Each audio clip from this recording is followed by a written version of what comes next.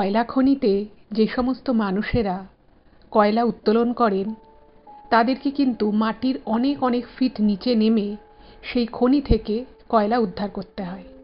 আর এই কাজটা কিন্তু যথেষ্ট ঝুঁকিপূর্ণ একটা কাজ।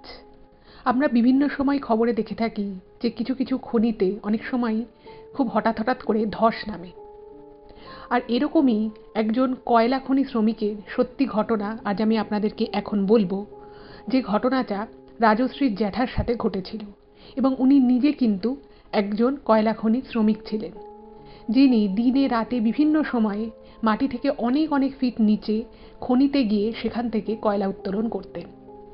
তো কেউ কোথাও যাবেন না, আপনারা প্রত্যেকে পুরো ঘটনাটা প্রথম থেকে শেষ অবধি শুনুন। আশা রাখছি আপনাদের ভীষণ ভীষণ ভালো লাগবে এবং এটা কিন্তু একটা খুব ইন্টারেস্টিং এবং ভয়ের ঘটনা। কেউ কোথাও যাবেন না, শেষ অবধি আমাদের সাথে থাকুন।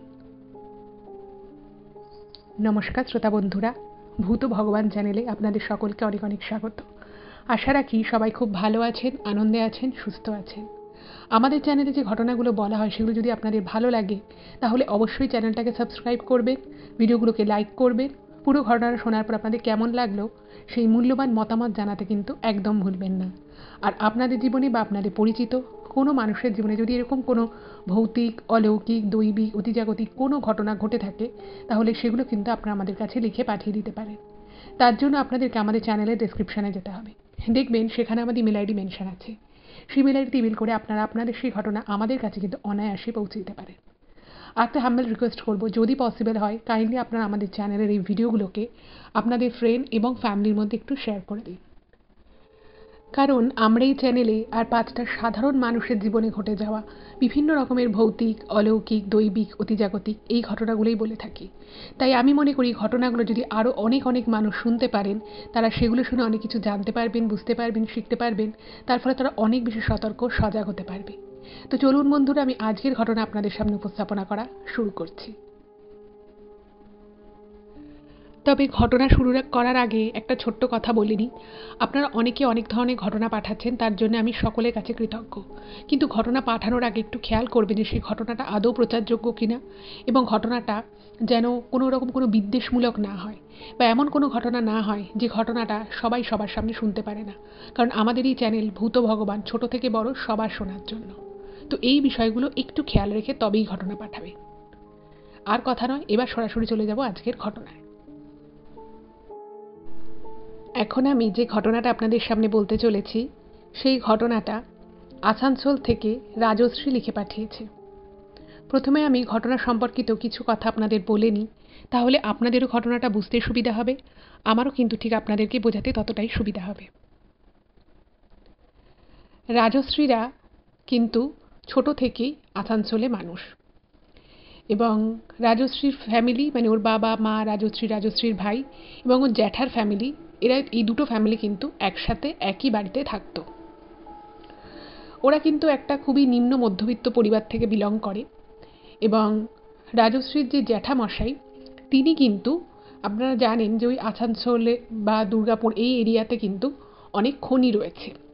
তো সেরকমই একটা কয়লা খনিতে কিন্তু এই রাজশ্রীর যিনি জ্যাঠা তিনি কাজ করতেন। যেহেতু ওনার জ্যাঠা খনিতে কাজ করতেন, তো সেই জন্য যখনই কয়লা উত্তোলনের কাজ হতো তো মাটি থেকে অনেক অনেক ফিট নিচে খনির একদম মানে খনি গর্ভে গিয়ে সেখান থেকে কিন্তু এই কয়লাকে তুলে নিয়ে আসতে হয়। এটা হয়তো আপনারা কম বেশি অনেকেই জানেন, বা আপনাদের বাড়িতে যদি কেউ এই ধরনের কাজ করে থাকেন তাহলে তো আপনারা যথেষ্ট ভালো করেই জানেন। কিন্তু যেটাও লিখেছে, যেটুকু লিখেছে সেটুকু আমি আপনাদেরকে বলি।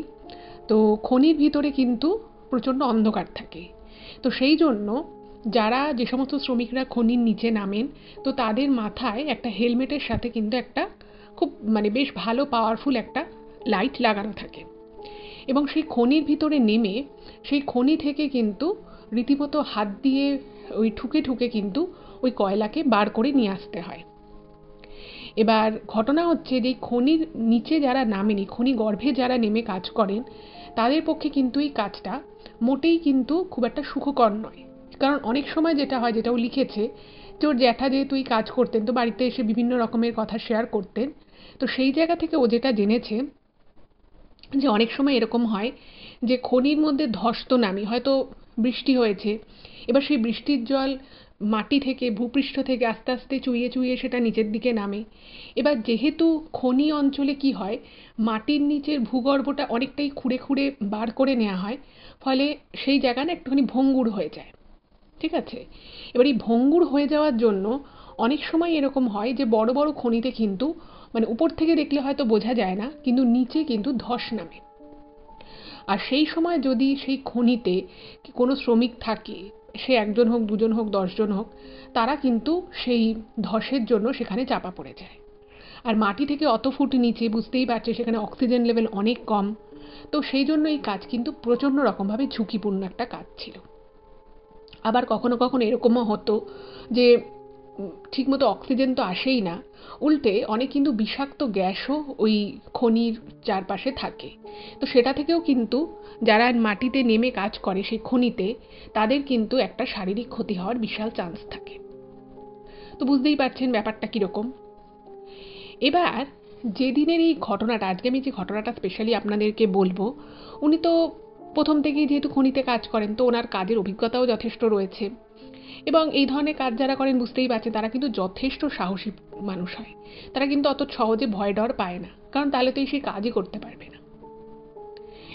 এবারে একদিন কি হলো যে খনির ভিতরে অনেক বড় বড় জায়গা হয়, তো এবার কোন জায়গার খনির কোন পার্টিকুলার জায়গা থেকে কয়লা উত্তোলন হবে সেটা কিন্তু আগে থেকে আরও যারা লোকজন থাকে, সেই খনির যারা দায়িত্বে থাকেন, তারা কিন্তু সেই সাইটটাকে মানে চিহ্নিত করেন যে এই জায়গা থেকে কয়লা তোলা হবে।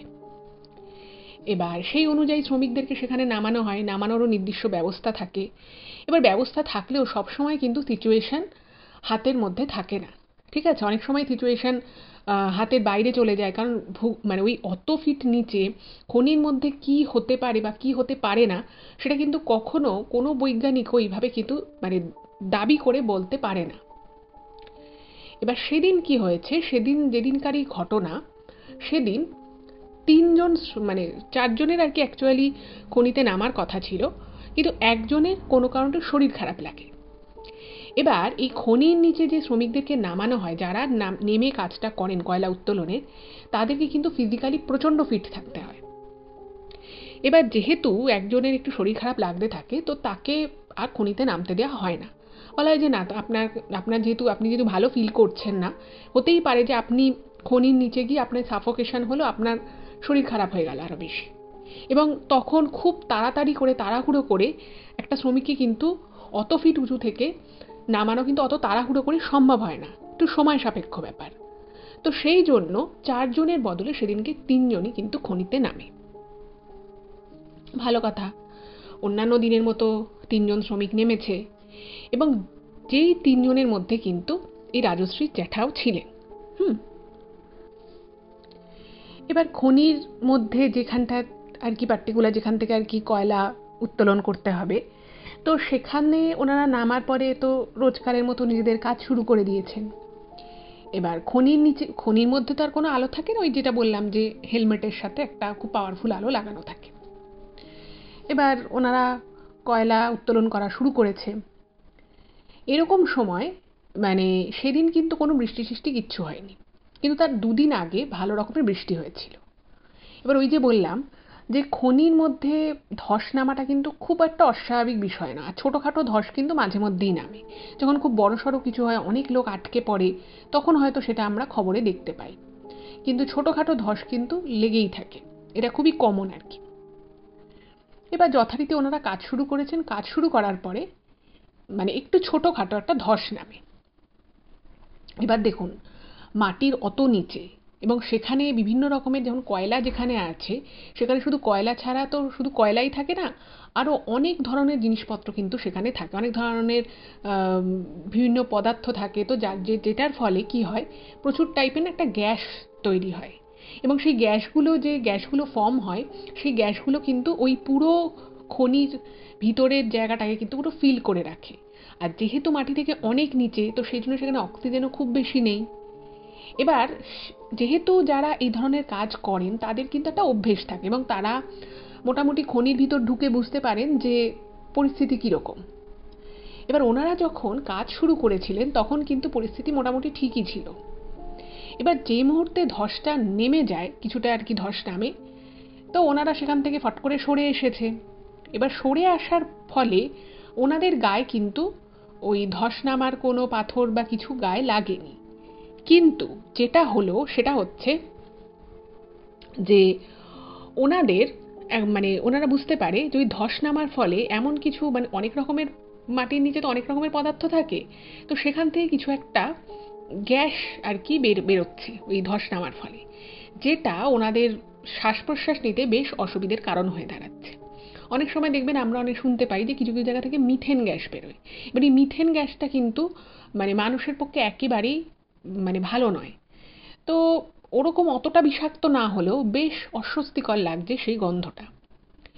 এবং এই জিনিসটা যখন হয় তো তখন একজন, ওনাদের তিনজনের মধ্যে একজন যিনি ছিলেন, তো তিনি বললেন যে না, আমার পক্ষে এখানে থাকা সম্ভব না, মানে ওনার রীতিমতো সাফোকেশন হচ্ছে।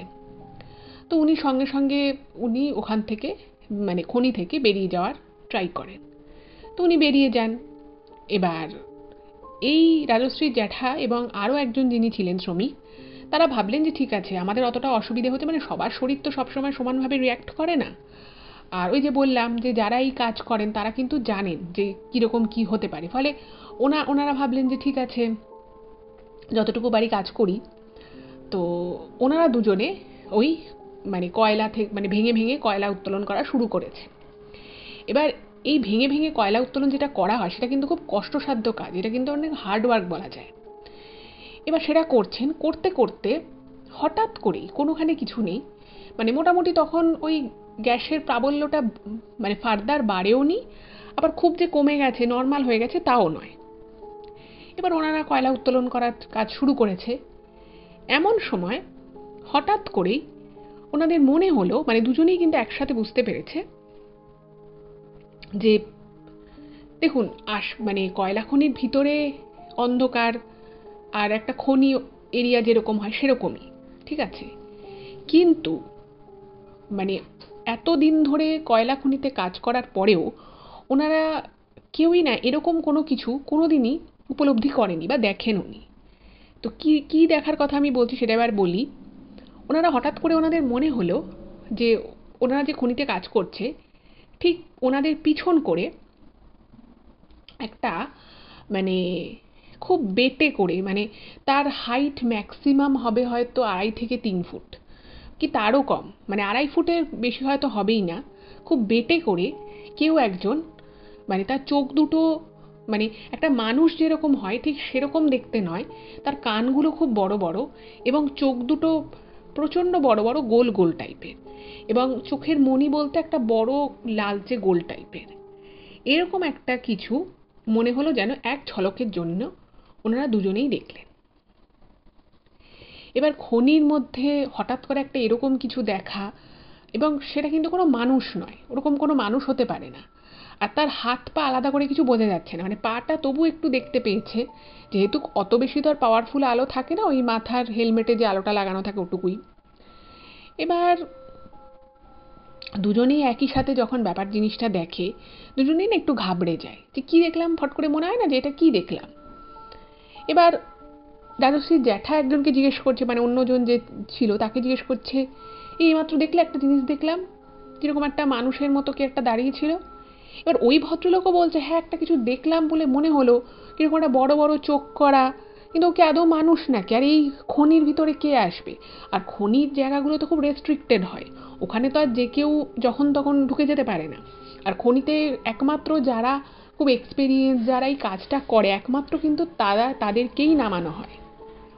ফলে অন্য কেউ বাইরে থেকে কোনো জাস্ট একটা কেউ এসে নেমে পড়লো, এটার হওয়ার কিন্তু কোনো চান্স নেই। এবার ওনারা দুজনেই একই সাথে একই সময়ে নিশ্চয়ই ভুল দেখতে পারে না। এবার ওনারা সঙ্গে সঙ্গে কি করেছে, মানে ওই কাজ বন্ধ রেখে আশপাশটা, মানে যতটুকু আর কি এরিয়া আছে সেই এরিয়াটা দেখার চেষ্টা করছে, কারণ ওনারা বুঝতে পেরেছে যে আমরা কিছু একটা দেখেছি। এবার দেখেছে, এবার কিছুতেই আর খুঁজে পাচ্ছে না, আর খনি চারিদিকে কালো কাঠকয়লা এরকম কয়লা মতো পড়ে, ফলে মানে অন্ধকার তো রয়েছে, কিন্তু যেটা হেডলাইটে যে আলো রয়েছে সেই আলোতেও কিন্তু ওনারা কিছুই খুঁজে পাচ্ছে না, মানে কাউকেই খুঁজে পাচ্ছে না, কিন্তু দুজনেই দেখেছে, এটা একদম ঠিক। তো আবার ওই দুজন নিজেদের মধ্যে কথা বলাবলি করছে এবং একে অপরকে জিজ্ঞেস করছে, এবং সত্যিই কিন্তু মানে দুজনেই দেখে ঠিকই, কিন্তু মুহূর্তের মধ্যে যেন পুরো ভ্যানিশ হয়ে যায়। ব্যাপারটা সবারই একটুখানি ক্রিপি লাগে, ব্যাপারটা কি হলো, কিছু বুঝে ওঠার আগেই জিনিসটা হাওয়া হয়ে গেল।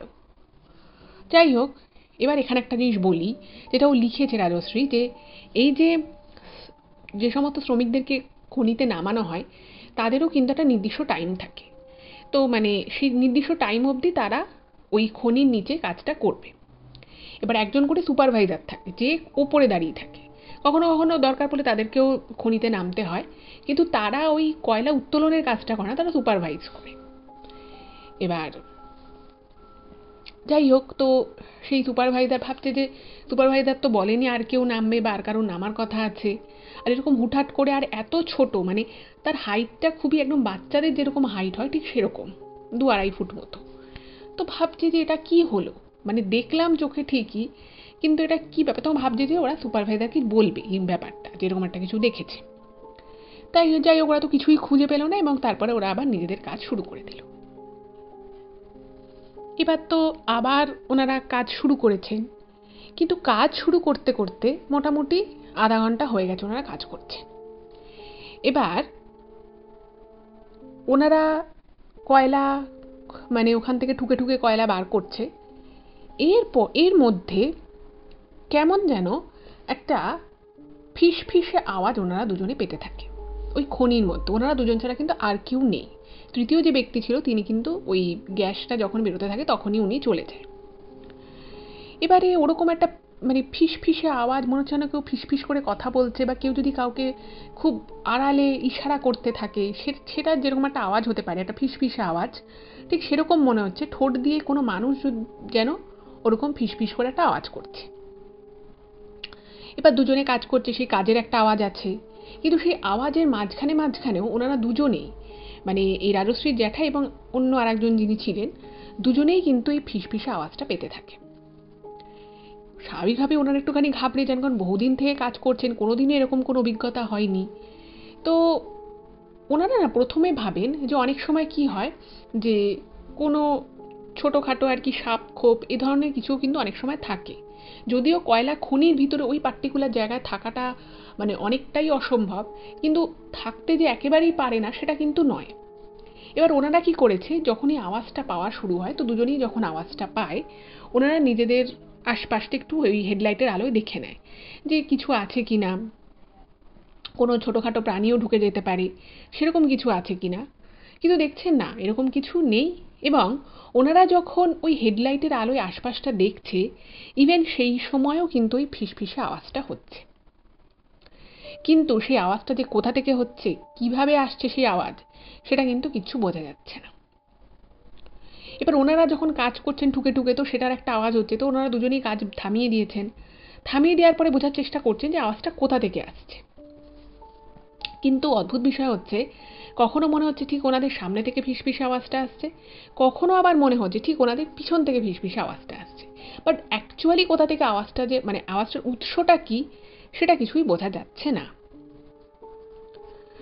এবার তো মানে ওনাদের একটুখানি অদ্ভুত লাগছে, কিন্তু ওই যে বললাম যে সাধারণ কেউ হলে হয়তো খুবই ভয় পেয়ে যেত, যেহেতু ওনারা এত সাহসী মানুষ, ওনারা এত ঝুঁকিপূর্ণ কাজ করেন, সেই জন্য কিন্তু ওনারা তখনও বিষয়টাকে অতটা পাত্তা দেয়নি। ঠিক আছে, এবার ওই যে আমি বলেছিলাম, এবার আমি আপনাদেরকে কি বললাম যে সেদিন বৃষ্টি হয়নি, কিন্তু তার দুদিন আগে ভালো বৃষ্টি হয়েছিল। এবারে কয়লা খনিতে নামার কিন্তু একটা নির্দিষ্ট, মানে একদম মাটি থেকে যেখানে আর কি সমতল, মানে ভূপৃষ্ঠ, সেখান থেকে একটা নির্দিষ্ট কিন্তু সুড়ঙ্গ মতো করে করা থাকে, এবং সেখান দিয়েই কিন্তু যারা খনির ভিতরে নেমে যে শ্রমিকরা কাজ করেন বা যে মানুষেরা কাজ করেন, তাদেরকে কিন্তু ওই পথ ধরে নামানো হয়, বা তারা নিজেরাই নামেন। এবারে ঘটনা যেটা ঘটলো, যে অনেক সময় যেটা হয় যে এই ধরনের ধস ঠস নামার ক্ষেত্রে যদি কোনো বড় কোনো আর কি কারণ থাকে, যে মানে তাদের কাছে না আগে থেকে একটা সচেতনতা মানে মূলক একটা কিছু চলে আসে যে ধস নামতে পারে, তো ধস নামতে পারে এটা যদি একবার যারা আর কি কাজের দায়িত্বে রয়েছেন তাদেরকে যদি কাদের কাছে যদি একবার খবর আসে যে এই 5-6 দিন খুব রিস্কি আছে বা ধস নামতে পারে, তো সেই 5-6 দিন কিন্তু কোনো শ্রমিককে নামানো হয় না। ঠিক আছে, এবার ঘটনা হচ্ছে যে একটা খনি তো অনেক বড় এরিয়া নিয়ে হয়, অনেক বড় চত্বর নিয়ে হয়। এবার সেখানে হয়তো কোনো আগাম খবর থাকলো বা আগাম কোনো সতর্কবার্তা এলো, তখন নামানো হলো না। কিন্তু অনেক সময় আপনারাও শুনে থাকবেন, অনেক নিউজে বলা হয় যে কোনো খনিতে এরকম ঘটনা ঘটেছে। তো এই যে ঘটনাগুলো ঘটে না, এগুলো কিন্তু খুব আনএক্সপেক্টেড ভাবে ঘটে।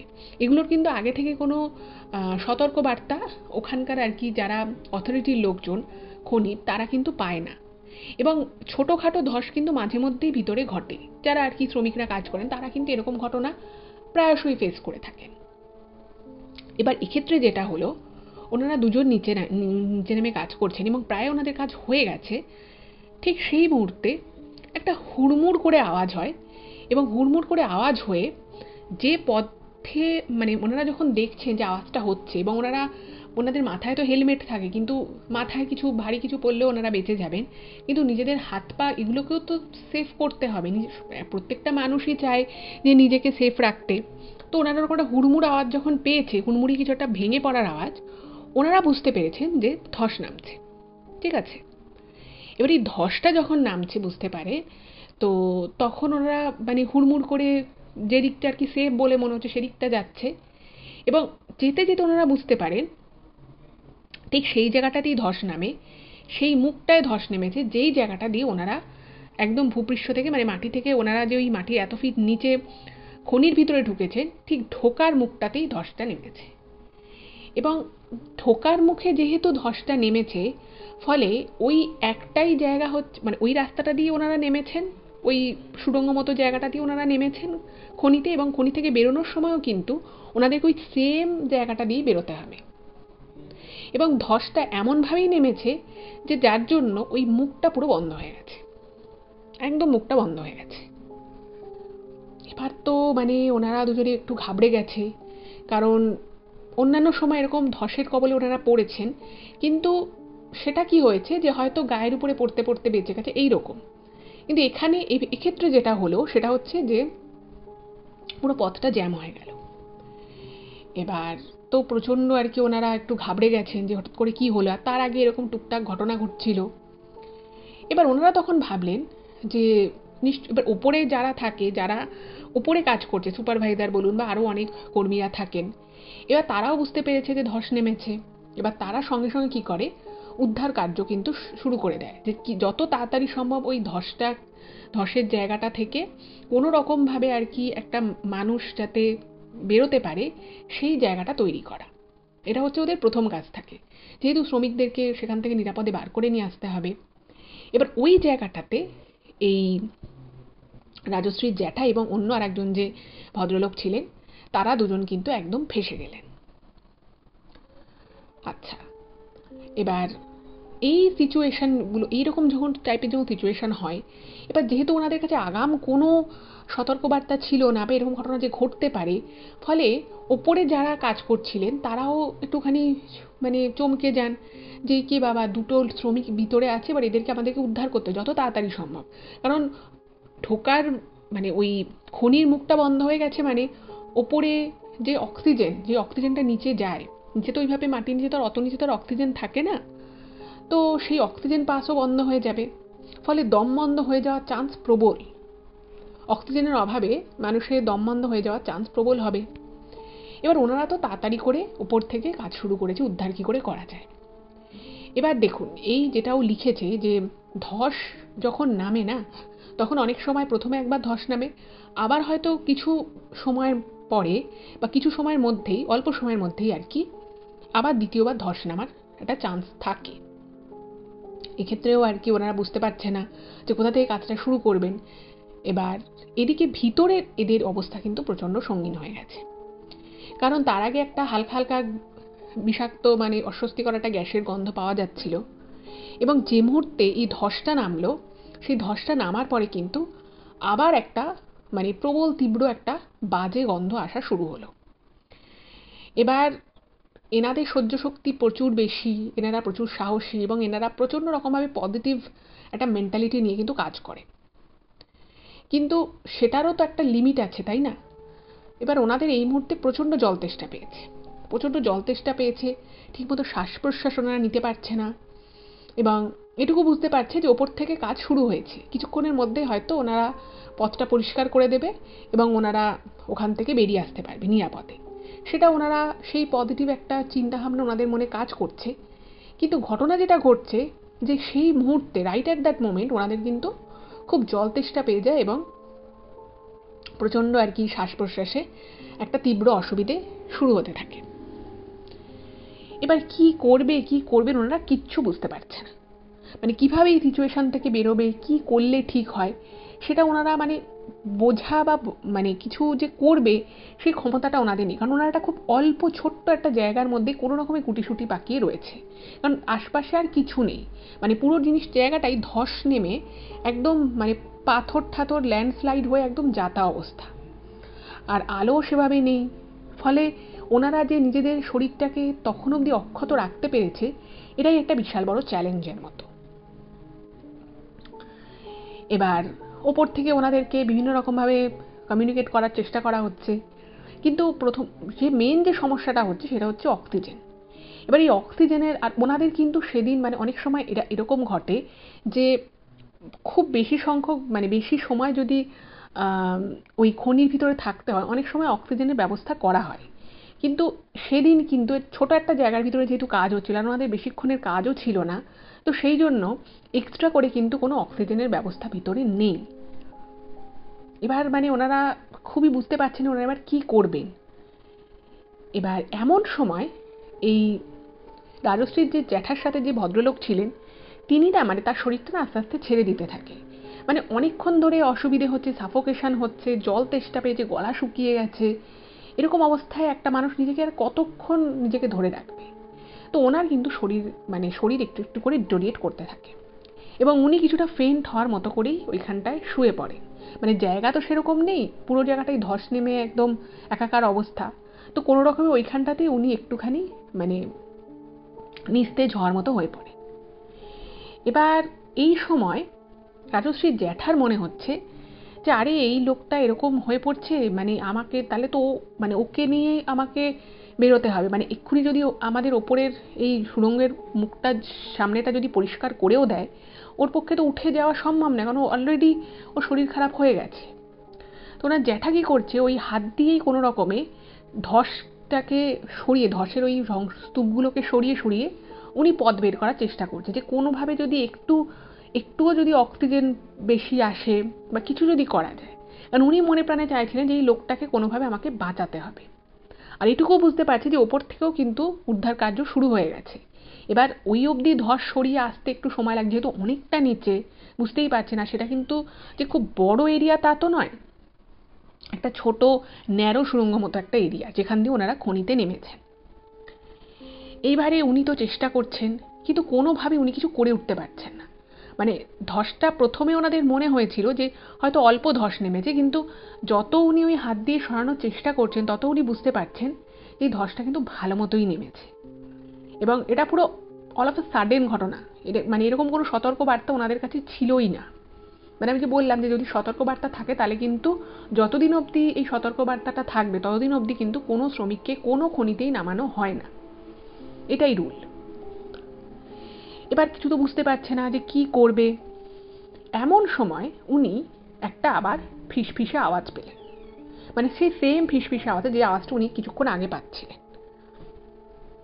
এবং উনি তো মানে প্রচণ্ড ভয় পেয়ে গেছেন, উনি বারবার চেক করছেন যে লোকটা ঠিক আছে কিনা, লোকটা শ্বাস প্রশ্বাস চলছে কিনা, কিছু হয়ে যায়নি তো, এরকম তো একটা চিন্তা কাজ করছে।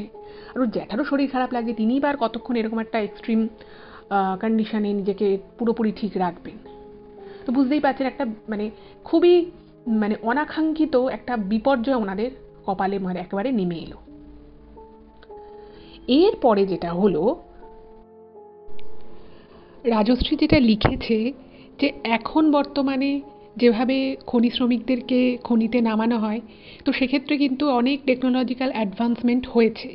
কিন্তু যেহেতু এই ঘটনাটা বেশ অনেক বছর আগেকার কথা বলছি, তো তখন না মানে তখনও অনেক রকমেরই সেফটি প্রিকশনস নেওয়া হতো, কিন্তু সেটা এখনকার মতো কিন্তু এতটা অ্যাডভান্স ছিল না।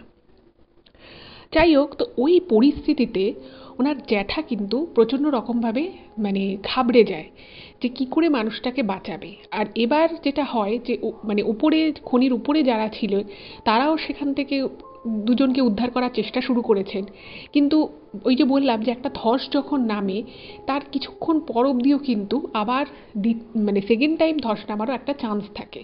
তো সেই জন্য যারা উপর থেকে যে সমস্ত মানুষেরা খনির নিচের মানুষদেরকে উদ্ধার করার চেষ্টা করবে, তো তাদেরকেও কিন্তু বেশ কিছু জিনিসপত্র দেখে অনেক কিছু সিচুয়েশন বুঝে কাজ শুরু করতে হয়, কারণ দ্বিতীয়বার যদি ধস নামে যারা সে উদ্ধার কার্য করার জন্য চেষ্টা করবে তাদেরও জীবন কিন্তু ঝুঁকি আসতে পারে।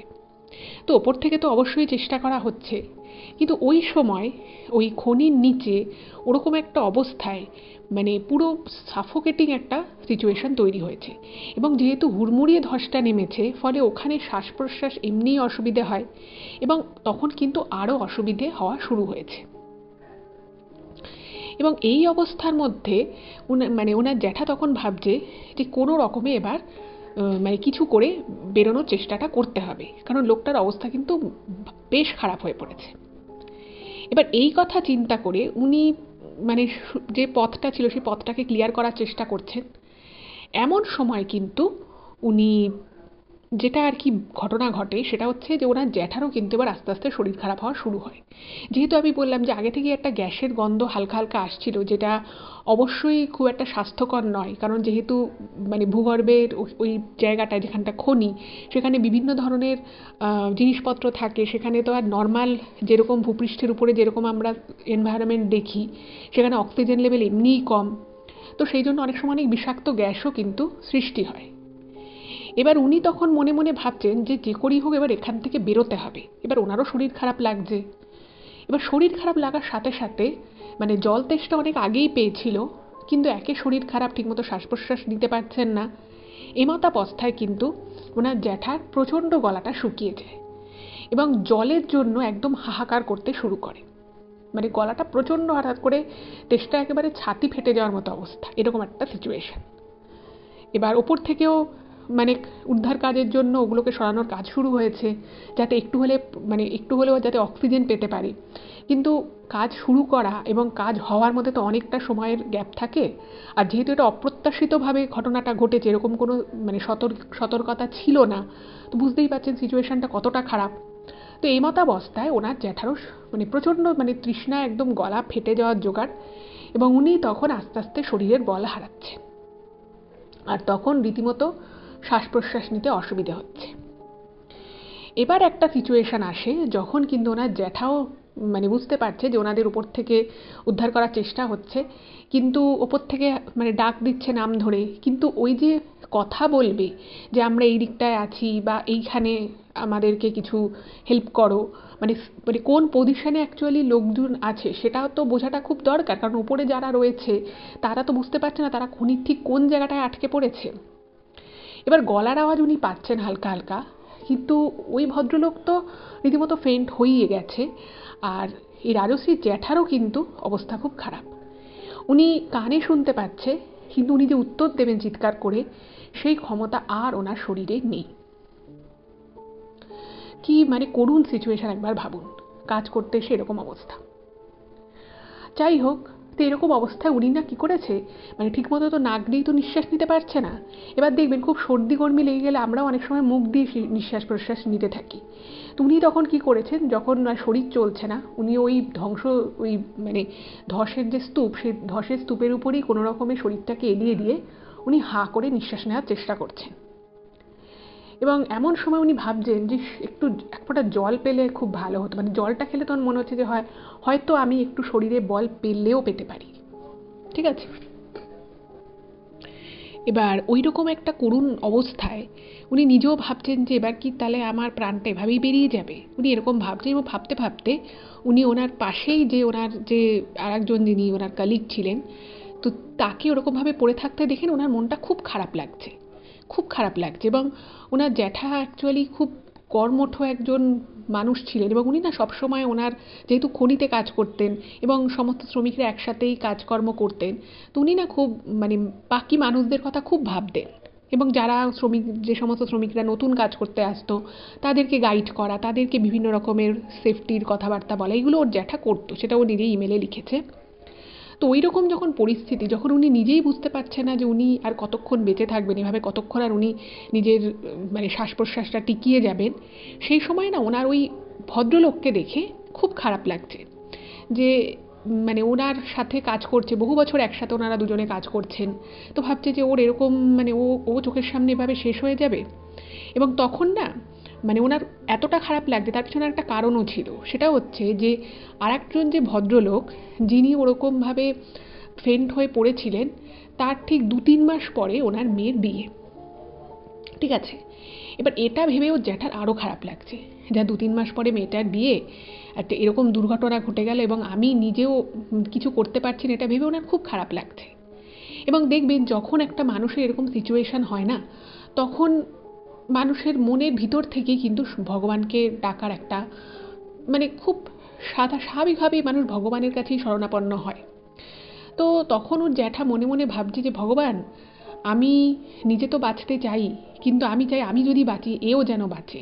ওরা 3 মাস পরে ওর মেয়ের বিয়ে, আজকে একটা এখানে যদি কোনো দুর্ঘটনা ঘটে যায়, মানে এর আগেও কিন্তু ধসের কবলে পড়েছে ওনারা, কিন্তু এইরকম সিচুয়েশান হয়নি যে প্রচণ্ড তাড়াতাড়ি ওরকম গ্যাসের গন্ধ পেয়ে শরীরে জল মানে বল হারিয়ে যাওয়া, আর মানে শ্বাস প্রশ্বাস নিতে অসুবিধা হওয়া, শ্বাসকষ্ট, এই সমস্যাটা কিন্তু এর আগে হয়নি কখনো।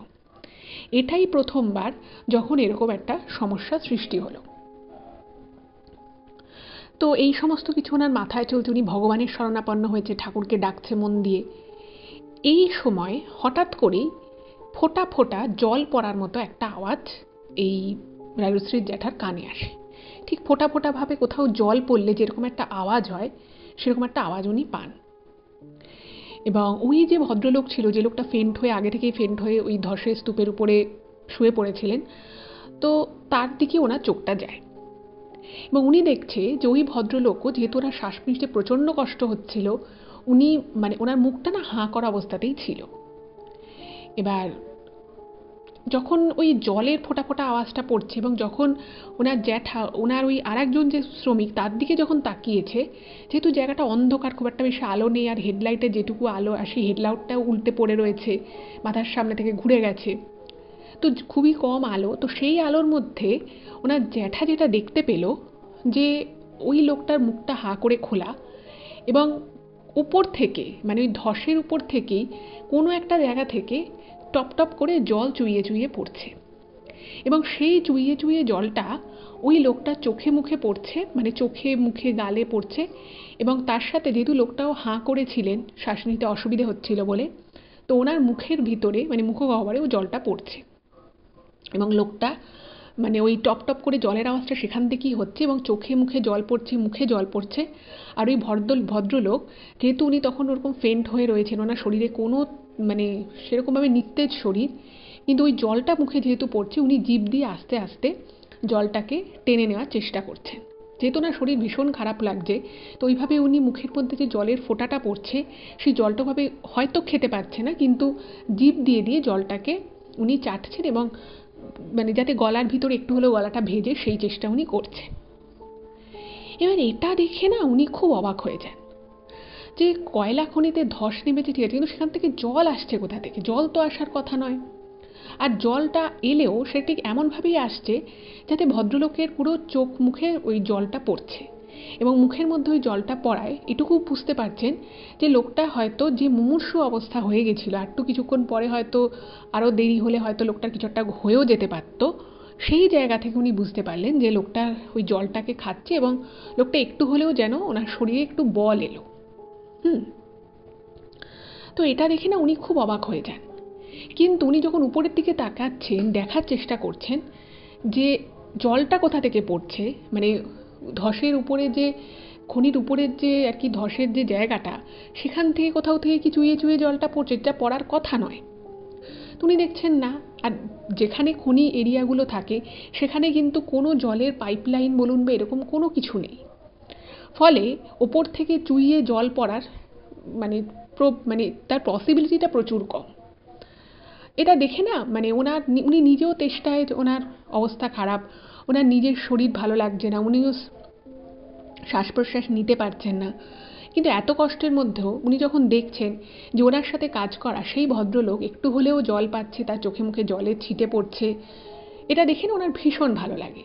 এবং উনি মানে ঠাকুরকে বলছেন, ঠাকুর তুমি শুনলে আমার কথাটা, হ্যাঁ তুমি ওনার প্রাণটা বাঁচিয়ে দাও। অথচ এদিকে লোকটা ওনার কিন্তু নিজের অবস্থা খারাপ। তো এইটা হতে হতে মানে ওটাও দেখতে দেখতে ওনার শরীরটা না আরও খারাপ হয়ে গেল। আর জল তেষ্টা দেখুন, আপনার যদি খুব জল তেষ্টা পায় কিন্তু আপনি জল কোথাও পাচ্ছেন না, সেটা একরকম। কিন্তু আপনি যদি দেখেন যে আপনার সামনেই কোথাও জল রয়েছে অথচ আপনি জল খেতে পারছেন না বা সেটা আপনার হাতের নাগালের মধ্যে নেই, তাহলে কিন্তু তেষ্টাটা আরও দেখবেন অনেক গুণ বেড়ে যায়। এই লোকটির সাথেও কিন্তু সেই ঘটনাটাই ঘটল। এবং উনি যখন বুঝতে পারছেন যে এবার উনি আর থাকতে পারছে না জল না খেয়ে, রীতিমতো শ্বাসকষ্ট হচ্ছে ওরকম বিষাক্ত একটা গ্যাসের পরিবেশে থেকে, ওনার আরও মনে হলো যেন মানে এর আগে যেমন উনি ঘাড় ঘুরিয়ে ফুরিয়ে দেখতে পাচ্ছিলেন, সেটাও মনে হলো উনি আর পারছেন না। তখন ওনার চোখের সামনেটা এমনিতেই অন্ধকার খনিগর্ভে, তার মধ্যে ধস নেমেছে, চারিদিকটা শুধু কালো আর কালো, খুব সামান্য আলো রয়েছে। এই অবস্থা ওনার চোখের সামনেটা হালকা মনে হলো ঝাপসা হয়ে গেল। ঠিক আছে, এবং এই মুহূর্তে উনি মনে মনে আর কি ভাবছেন যে এবার হয়তো আমি শেষ হয়ে যাব, আমার হয়তো এবার শেষ সময়, এটা উনি মনে মনে ভাবছেন। ঠিক এমন সময় মানে হয়তো উনি আর এর কিছুক্ষণের মধ্যেই ফেন্ট হয়ে যেতেন, ঠিক সেই সময় উনি যখন মানে মাথাটাকে সামনের দিকে করে উপরের দিকে তাকিয়ে রয়েছেন, সেই সময় না ওনার চোখটা না হঠাৎ করে কিছু একটা দেখে একটু চমকে উঠল। মানে এমন কিছু উনি দেখলেন যেটা ওইখানে ওই সময় বা ওই মুহূর্তে ওনার দেখার কোনো রকমভাবেই কথা নয়। ঠিক আছে, উনি দেখলেন ঠিক ওনার মুখের উপরের দিকে, মানে জায়গাটা ধস নেমেছে, একটা সুড়ঙ্গ টাইপের জায়গা, সেইখানে উপরে উনি দেখলেন যে ওই যে ওনারা যখন কাজ শুরু করেছিলেন তার কিছুক্ষণের মধ্যে ওনারা দেখেছিলেন যে একটা বেটে করে কেউ, সেটা কোনো বাচ্চা না কোনো প্রাপ্তবয়স্ক বামন মানুষ সেটা ওনারা জানে না, যার চোখ দুটো রয়েছে একটু বড় বড়, কিন্তু যার শরীরে হাত পা সেভাবে আলাদা করে বোঝা যাচ্ছে না, যে এক ঝলকের জন্য যে ওনারা দুজনেই এরকম একজন কাউকে খনির মধ্যে দেখেছিলেন, উনি যখন ওরকম অবস্থায় রয়েছেন এবং চোখ দুটো ওনার হালকা ঝাপসা হয়ে এসেছে, উনি দেখছেন যে ঠিক ওনার মুখের উপরে মানে মুখ থেকে প্রায় 2-3 ফুট উচ্চতায় দুটো চোখ যেন নড়ছে, এদিক ওদিক করছে। এবং যেহেতু পুরোটা অন্ধকার, অত আলো নেই, ওনার চোখও ঝাপসা হয়ে গেছে, ফলে স্পষ্ট করে কারোর শরীর বা তার হাইট কীরকম বা তার মুখ কীরকম অত উনি বুঝতে পারেননি। শুধু লালের সাথে সবুজের, লালচে সবুজ টাইপের এক দুটো চোখ মনে হচ্ছে যেন এদিক থেকে ওদিক নড়ছে। শরীর অবসন্ন, তীব্র শ্বাসকষ্ট হচ্ছে, বুঝতে পারছেন না কি করবেন, চোখও হালকা ঝাপসা হয়ে এসেছে। কিন্তু এই অবস্থাতেও ওনার চোখটা আটকে গেল এবং উনি মনে মনে ভাবছেন যে এটা আমি কি দেখছি। এবং সেই সময়টা কিন্তু ওনার নিজের প্রতি কোনো কন্ট্রোল ছিল না, কারণ উনি বুঝতে পারছেন ওনার শ্বাস নিতে তীব্র অসুবিধে হচ্ছে। এবার উনি ঠিক দেখছেন না ভুল দেখছেন এমতাবস্থায়, সেটা ওনার নিজের পক্ষে বোঝা কিন্তু অসম্ভব হয়ে পড়ল। কিন্তু তার মধ্যে উনি যেটা দেখলেন যে ওই চোখ দুটো এদিক ওদিক করছে, এবং শুধু চোখ দুটোই রয়েছে তাই নয়, সেই যে অবয়বটা তার একটা মুখ রয়েছে, এবং তার মুখটা সাধারণ একটা মানুষের যেরকম মুখ হয়, মানে ঠোঁট মুখের কথা আমি বলছি, তার থেকে অনেকটা বড়, তার থেকে অনেকটাই বড়। এবার এটা দেখে না মানে ওই একটা যে সিচুয়েশান, অন্য সময় হলে হয়তো উনি ভয় পেতেন, কিন্তু উনি তখন একদম মৃত্যুর কাছাকাছি চলে এসে, যে কোনো মুহূর্তে মৃত্যু আসতে পারে। এবং ওদিক থেকে তো ওপর থেকে তো কাজ শুরু হয়েছে, ওনাদেরকে উদ্ধার করা, সেগুলোকে সরানো হচ্ছে, ওনাদের নাম ধরে ডাকছে, কিন্তু দুজনের কারোরই শরীরে জোর নেই যে ওনারা নাম ধরে নিজেদেরকে বলবে যে আমরা এই জায়গাটায় রয়েছি, সেটা বলার মতো ক্ষমতা নেই। যাই হোক, তো ওটা দেখছে যে ওই অবয়বটার দুটো চোখ এবং চোখের মাঝখানে মানে কিছুটা নিচে এসে ঠিক মাঝখান করে একটা মুখগহ্বরের মতো একটা কিছু বড় হলো, মানে বলা যেতে পারে খুললো টাইপের। এবং সেখান থেকে একটা ছোট্ট আলজিভের মতো কিছু একটা বেরোলো। যেহেতু উনি চোখে তখন ঝাপসা দেখছিলেন, তো ওই অন্ধকারের মধ্যে ওই ঝাপসা চোখে উনি যতটুকু বুঝতে পেরেছেন বা যতটুকু উনি খেয়াল করতে পেরেছেন রাজশ্রীদের, কিন্তু সবাইকে উনি সেটাই বলেছেন, এবং ও ঠিক যেভাবে ইমেলে লিখেছে আমি কিন্তু ঠিক সেভাবেই আপনাদেরকে বলছি।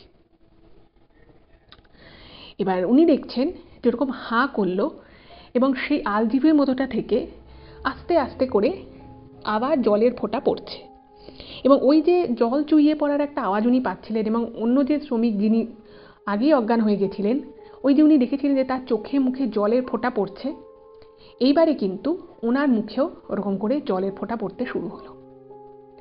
1 ফোঁটা 2 ফোঁটা 3 ফোঁটা করে করে আস্তে আস্তে ফ্লোটা একটু বাড়ল, এবং ওই যে ওনার মুখের মধ্যে উনিও হাঁ করে রয়েছেন, ওই মুখের মধ্যে যে জলটা পড়ছে, উনি যত জলটা খাচ্ছেন মানে উনি তখন জলটা খেতে পারছেন আস্তে আস্তে, এবং মনে হচ্ছে যেন ওনার শরীর মন প্রাণটা জুড়িয়ে যাচ্ছে, এবং ওই যে ওনার একটা তীব্র শ্বাসকষ্ট হচ্ছিল, সারা শরীরময় একটা অবসন্ন ভাব জ্বালা অনুভূত হচ্ছিল, তারপরে প্রবল তৃষ্ণায় ওনার ছাতি ফেটে যাওয়ার মতো অবস্থা হয়েছিল, সেইটা মনে হচ্ছে যেন যত উনি জলটা আস্তে আস্তে গিলছেন মনে হচ্ছে যেন এই কষ্টগুলো আস্তে আস্তে আস্তে আস্তে একটু একটু করে কমছে,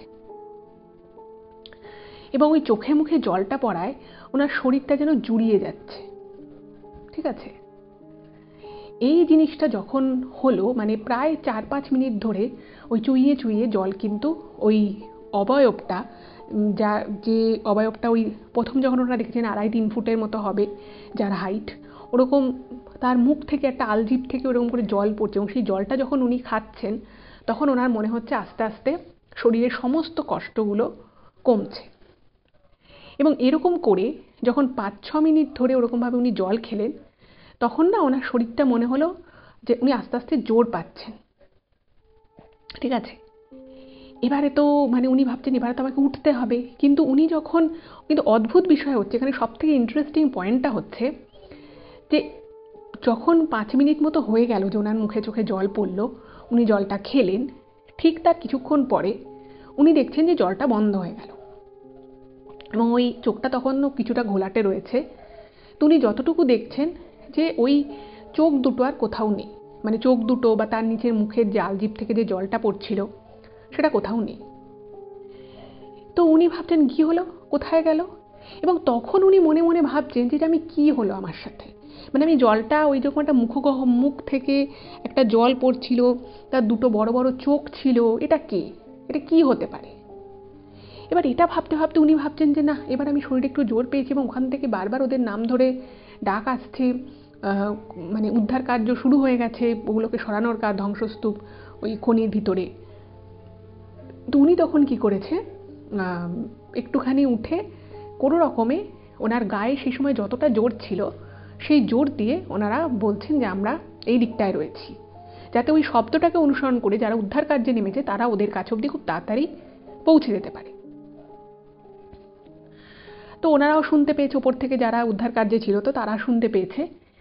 এবারে ঘটনাটা হচ্ছে যে উনি তখন ওনার যে আরেকজন যিনি শ্রমিক ছিলেন ওনার সাথে যে কাজ করছিল এই রাজশ্রী জ্যাঠা, তার দিকে তাকিয়েছে, তো দেখছে সেও আগের থেকে সুস্থ হয়েছে, কিন্তু তারও গলা থেকে আওয়াজ বেরোচ্ছে না। মানে দেখুন সবাই তো অ্যাকচুয়ালি বাঁচতে চাইবে। এবার না ওনার মানে রাজশ্রী জ্যাঠার মনে হচ্ছে যেটা কি হলো আমাদের সাথে, আমাদেরকে এইভাবে, মানে তখন না আর ওইখানে ওই রকম তীব্র গ্যাসের গন্ধ নেই, প্লাস ওনাদের যে প্রবল জল তেষ্টা পেয়েছিল, তৃষ্ণা ছিল, সেই তৃষ্ণাটা নিবারণ হয়ে গেছে, এবং শ্বাসকষ্টটা আগের থেকে অনেকটা কম হচ্ছে।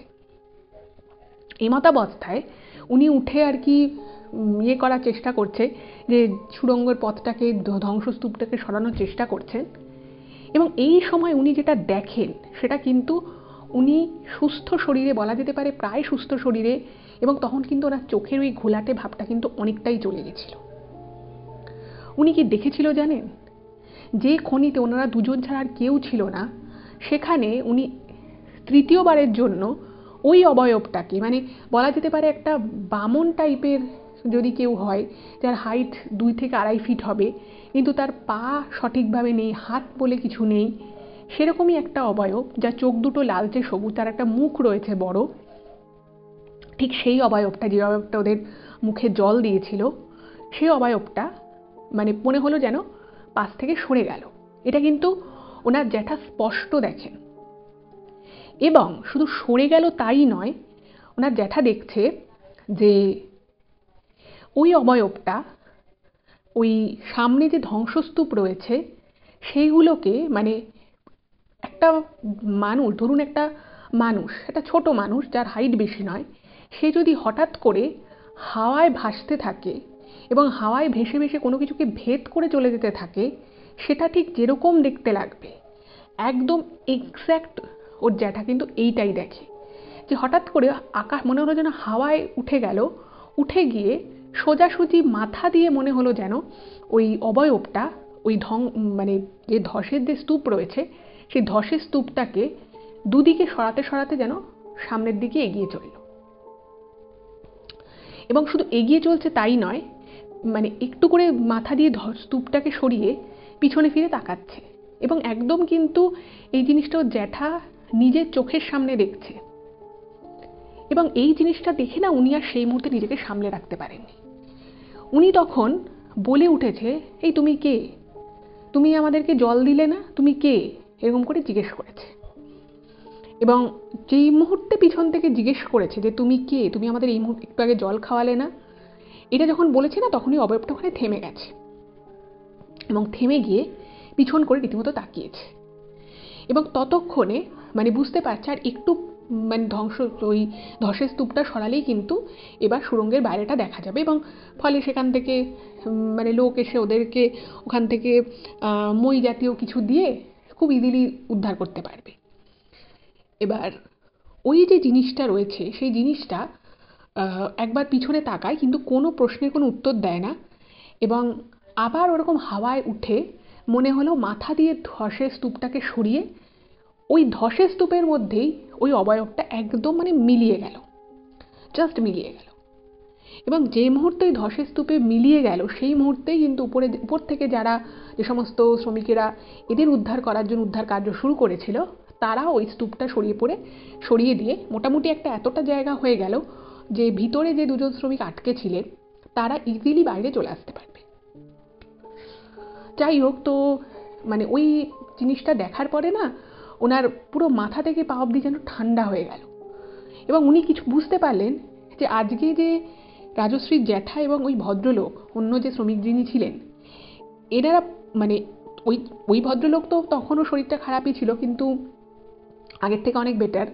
বুঝতে পারলেন যে আজকে যদি ও না থাকতো, ওই অবয়বটা যদি না থাকতো, আজকে কিন্তু এনাদের বেঁচে ওঠা অসম্ভব ছিল। মানে যে সিচুয়েশানে ওনারা পড়েছিল সেই সিচুয়েশান থেকে এত তাড়াতাড়ি ওনারা উদ্ধার পেত না। যাই হোক, তো ওনার জ্যাঠা তারপরে দু হাতে করে ওনার ঘাড়ে করে ওনাকে প্রায় শরীরটাকে বয়ে বয়ে ওনাকে সমেত ওনারা আলটিমেটলি ওই মানে যে ধসনামা খনি থেকে ওনারা উপরে উঠে আসার পরে তারপরে তো ওনাদেরকে সেখানে ওনাদের মেডিকেল চেক আপ হয়, ওনাদের দুজনকেই স্যালাইন দেওয়া হয়, অনেক কিছু অসুবিধে হচ্ছিল, অক্সিজেন লেভেল অনেক পড়ে গেছিলো। তো ওখানে মোটামুটি ওনাদেরকে 3-4 ঘন্টা অবজারভেশনে রাখা হয়, এবং তারপরে ওনাদেরকে বাড়ি চলে যেতে দেওয়া হয় এবং বলে যে 2 দিন আপনাদের আসতে হবে না, কারণ শরীর ঠিক করতে হবে। এবার দুজনেই যখন, ওই ভদ্রলোকও যখন একটু সুস্থ হন, তো ওনাকেও এই জ্যাঠা জিজ্ঞেস করেছে যে তুমি জানো তোমার আমার মুখে যে জলটা পড়ে, জলটা কোথা থেকে এলো? তো বলছে যে আমিও মনে মনে ভাবছিলাম, কিন্তু তখন আমার এমনই অবস্থা, আমি চোখ মেলে যে দেখবো সেই ক্ষমতাটুকু আমার নেই। আমি শুধু এটুকু জানি আমার মুখে চোখে জল পড়ছিল, আমি সেই জলটা চেটে চেটে খাওয়ার চেষ্টা করছিলাম, এবং কিছুক্ষণের মধ্যে আমার শরীরটা আগের থেকে অনেকটা ভালো হয়। এবার দুজনের কাছেই ব্যাপারটা খুবই অদ্ভুত যে কে থাকলো, কি হলো। আর ওই রকমভাবে খনির ভিতরে একটা অদ্ভুত প্রাণী, সেটাকে মানুষ বলা যায় না, সেটাকে কোনো মানে আত্মা বা ভৌতিক কিছু, সেটা ওনারা বুঝতে পারছে না, কিন্তু ওটা যে কোনো মানুষ ছিল না ওই খনিগর্ভে, এটা কিন্তু একেবারে প্রমাণিত, কোনো মানুষ ছিল না। এবারে ওনারা তো না মানে যাই হোক বাড়িতে এসছে, তো ওই ভদ্রলোকের যেহেতু অন্য ভদ্রলোক যিনি ছিলেন তার শরীরে একটু বেশি প্রভাব পড়েছে, তো তিনি বাড়িতে এসে মানে একটা দিন তো খুবই অসুস্থ ছিলেন, ওনাকে ওষুধ দিয়েছিল ডাক্তারবাবু। আর রাজশ্রী যিনি জ্যাঠা ছিল তিনিও একটু দুর্বল হয়ে পড়েছিলেন, কিছু সমস্যা ওনারও হচ্ছিল। তো তারপরে তো উনি বাড়িতে সবাইকে পুরো ঘটনাটা বলেন, এবং বাড়িতে সকলে কিন্তু শুনে খুব অবাক হয়ে যায় যে এরকম খনির ভিতরে কি করে হতে পারে, এবং খনির ভিতরে কোনো মানুষ এলো সাহায্য করলো সেটা একরকম, কিন্তু এরকম অতিমানবিক কিছু যেটা মানুষ নয়, আবার যাকে মানে যে মানে সেদিন ওনাদেরকে ওইভাবে জল না দিলে, ওইভাবে খনির জিনিসপত্র না সরালে ওনারা হয়তো ওনাদের প্রাণটাই হয়তো আর থাকতো না, এরকম হতে পারতো। এবং ওই যে হঠাৎ করে খনির ভিতরে সেই বিষাক্ত গ্যাসের প্রভাব চলে যাওয়া, সেটাও কিন্তু খুব অদ্ভুত, এটাও কিন্তু খুব একটা স্বাভাবিক নয়। যাই হোক, ঘটনাটা কিন্তু এখানেই শেষ হয়ে যেতে পারত, কিন্তু ঘটনাটা এখানেই শেষ হয় না। আচ্ছা, এরপরে ওনারা আবার স্বাভাবিকভাবেই যেরকম খনিতে কাজ করা ওনাদের কাজ, সেরকম ওনারা কাজ শুরু করে, এবং তারপর থেকে কিন্তু আর কখনো এরকম মারাত্মক ধসের কবলে ওনারা কখনো পড়েনি। কিন্তু এই যে রাজশ্রী যিনি জ্যাঠা এবং ওই অন্য যে আর এক ভদ্রলোক ছিলেন, তো দুজনের মনেই একটা বিশাল প্রশ্ন রয়ে গেল যে ওই দিন খনিতে ওরকম সময় কে এসেছিল, বা যে ওনারা যে প্রথমে ফিসফিস আওয়াজ পাচ্ছিল সেটা কি ছিল, কিভাবে ওই জিনিসটা ভিতরে এলো। এবং ওনারা কিন্তু ওনাদের এই এক্সপেরিয়েন্সের কথা ওই আরও ওনাদের ওই খনি অঞ্চলে অনেকেই বলেছিল যে আমরা একটা এরকম জিনিস দেখেছি। কিন্তু ব্যাপার হচ্ছে যে এটা শুনে বা এটা কথা জেনে সবাই কিন্তু বলেছে না না, ওরকম কিছু হতে পারে না, কারণ খনির ভিতরে কোনো মানুষ তো আসবে না, আর ওরকম অদ্ভুত কোনো প্রাণী যে আবার ওনাদেরকে প্রাণ বাঁচাবে, ওনাদেরকে জল দেবে, ওনাদেরকে বিষাক্ত গ্যাসে যে ওনাদের শ্বাসকষ্ট সেখান থেকে ওনাদের উদ্ধার করবে, এইটা খুব একটা স্বাভাবিক নয়, আর কেউ এরকম কিছু কখনো সেভাবে শোনেও নি। যাই হোক, তো ওনাদের মনে এটা একটা বিশাল প্রশ্ন রয়ে গেল, কিন্তু এই প্রশ্নের কিন্তু কোনো রকম কোনো উত্তর ওনারা খুঁজে পেলেন না। এর প্রায় 6 বছর পরের একটা আমি ঘটনা বলছি। এই ঘটনার প্রায় 6 বছর পরে একবার কিছু একটা কাজের জন্য এই রাজশ্রীর যিনি জ্যাঠা তিনি কলকাতায় এসেছিলেন। এবার কলকাতায় যখন উনি এসেছেন, আসার পরে উনি ওনার কাজটা যখন আর কি শেষ হওয়ার কথা, তার থেকে কাজটা শেষ হতে বেশ দেরি হয়।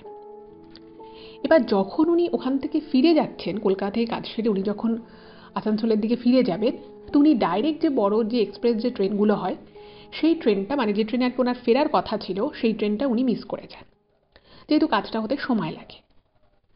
তো যথারীতি উনি একটা লোকাল ট্রেন ধরে উনি ব্যান্ডেল আসবে বলে হাওড়া থেকে একটা ব্যান্ডেল লোকাল ধরেন, এবং সেটাও যখন উনি ধরেন হাওড়া স্টেশন থেকে, তখন কিন্তু ট্রেনে প্রচণ্ড ভিড়, মানে এতটাই ভিড় যে একটা পা রাখার ঠিক মতো জায়গা নেই। এবার ওই ট্রেনটা যদি মিস করে যায় তাহলে ওনার আসানসোল পৌঁছতে প্রচুর রাত হয়ে যাবে। তো উনি ওই ভিড় দেখেই কোনো রকমে ওই ভিড়ের মধ্যে ওই মানে জাস্ট ওই দরজার সামনে লোকাল ট্রেনে যে রডটা থাকে সেই রডটা ধরে কোনো রকমে উনি মানে একটা পা রেখেছেন, এই মুহূর্তে ট্রেনটা ছেড়ে দেয়। প্রচণ্ড ভিড়, এবার স্বাভাবিকভাবেই খুব ঠেলাঠেলি হচ্ছে, মানে যারা একদম ভিতরে মানে বাইরের দিকে ট্রেনে ঝুলছেন, তো তাদেরও একটা ভিতরে ঢোকার একটা মানে বেগ পেতে হচ্ছে ভিতরে ঢোকার জন্য, কারণ ওইভাবে ঝুলে ঝুলে তো আর যাওয়া সম্ভব হয় না। এবার দেখুন, যারা ডেইলি প্যাসেঞ্জারি করে তাদের একটা অভ্যেস থাকে, কিন্তু যেহেতু জ্যাঠার সেভাবে অভ্যেস কখনোই ছিল না, ওই প্রচণ্ড যখন ভিড় ঠেলাঠেলি হয় তার মধ্যে একটা মুহূর্তের জন্য ওই যে উনি লোহার যে মাঝখানের যে দরজার মাঝখানে যে রডটা থাকে লোকাল ট্রেনে, সেই রডটা তো উনি ধরেছিলেন, কিন্তু ভিড়ের ঠেলাঠেলির জন্য একটা মুহূর্তের জন্য ওনার কিন্তু রডটা থেকে হাতটা ছুটে যায়। এবার সিচুয়েশনটা ভাবুন, ট্রেনে প্রচণ্ড ভিড়, উনি মানে দরজার সামনে ঝুলছেন, আর ওরকম অবস্থায় ওনার ওই রডটা যেটা একমাত্র উনি ধরেছিলেন, যেটার উপরে উনি ব্যালেন্স করে ওভাবে এক পায়ে দাঁড়িয়েছিলেন যাকে বলে, সেই হাতটা ছুটে গেল। এবার বুঝতেই পারছেন হাত ছুটে যাওয়া মানে পরিণাম কি হতে পারে, সরাসরি ওখান থেকে পড়ে যাওয়া। এই সময়টায় ঠিক ওই মুহূর্তের জন্য জাস্ট 2 থেকে 3 সেকেন্ড হবে, তার বেশি সময় একেবারেই নয়, উনি দেখলেন ওনার ওই হাতটা ছুটে গেল, এবং সঙ্গে সঙ্গে ওনার যে পড়ে যাওয়ার কথা ছিল সেই জায়গায় উনি পড়ে যাননি, কিন্তু ওনার মনে হলো যেন ওনার হাতটা কেউ ধরল। এবং যখন উনি তাকান, মানে উনি তো পুরো চমকে গেছেন, যে এবার উনি ভাবছেন যে এবার উনি পড়ে যাবেন, তো সেই মুহূর্তে যখন উনি হাতটা মনে হলো কেউ আটকে ধরলো, তখন উনি দেখেন সেই যে 5-6 বছর আগে খনির ভিতরে যে ওরকম একটা কালচে ধূসর একটা অবয়ব যার চোখগুলো লালচে সবুজ টাইপের, এরকম কিছু একটা, মানে সেই জিনিসটা উনি মাত্র 2 থেকে 3 সেকেন্ডের জন্য দেখেন যে সেই রকম ঠিক একটা অবয়ব, ওরকম ভিড়, ট্রেন, প্রচুর লোক, খুব অদ্ভুত ব্যাপার যে আর কেউ হয়তো দেখতেও পায়নি, সেই অবয়বটা এসে মনোরঞ্জন ওর হাত দুটো ধরলো এবং ওই 2-3 সেকেন্ডের জন্য ওনার হাতটা ধরে এবং সঙ্গে সঙ্গে উনি অন্য হাত দিয়ে, মানে ওনার যে হাতটা ছুটে গেছিলো সেই হাতটা ওই অবয়বটা ধরে ফেলে এবং অন্য হাত দিয়ে কিন্তু ওর জ্যাঠা ওই রডটাকে আবার ধরে নেন এবং ততক্ষণে কিছুটা ভিড়ের সামঞ্জস্য এসছে এবং উনি একটু ভিতরের দিকে ঢোকার চান্স পান।